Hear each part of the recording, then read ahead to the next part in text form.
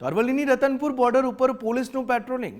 ભાવનગર લઠ્ઠાકાંડ બાદ દારૂની બદી રોકવા કાર્યવાહી કરવામાં આવી રહી છે રાજ્યભરમાં। ત્યારે રતનપુર ચેકપોસ્ટ પર રાઉન્ડ ધી ક્લોક ચેકિંગ કરવામાં આવી રહ્યું છે।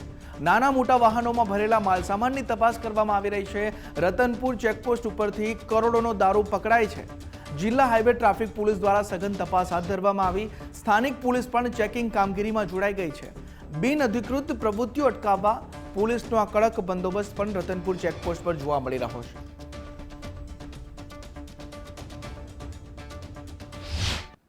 ભાવનગરની અંદર બનેલી લઠ્ઠાકાંડની ઘટનાની અંદર 7 લોકોના મોત થયા બાદ સમગ્ર રાજ્યની અંદર પોલીસ વિભાગ દ્વારા જુદી જુદી જગ્યાઓ ઉપર ચાલતા દારૂના અડ્ડાઓ પર રેડ કરવામાં આવી છે।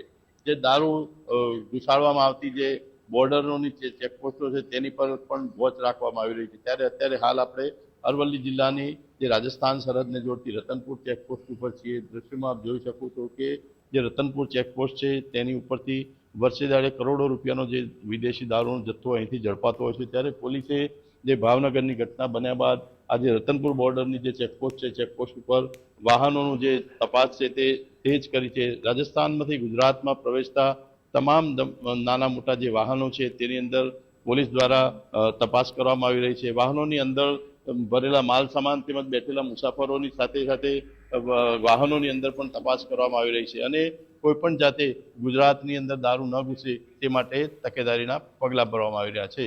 વિપુલ રાણા, ગુજરાત ફર્સ્ટ, અરવલ્લી।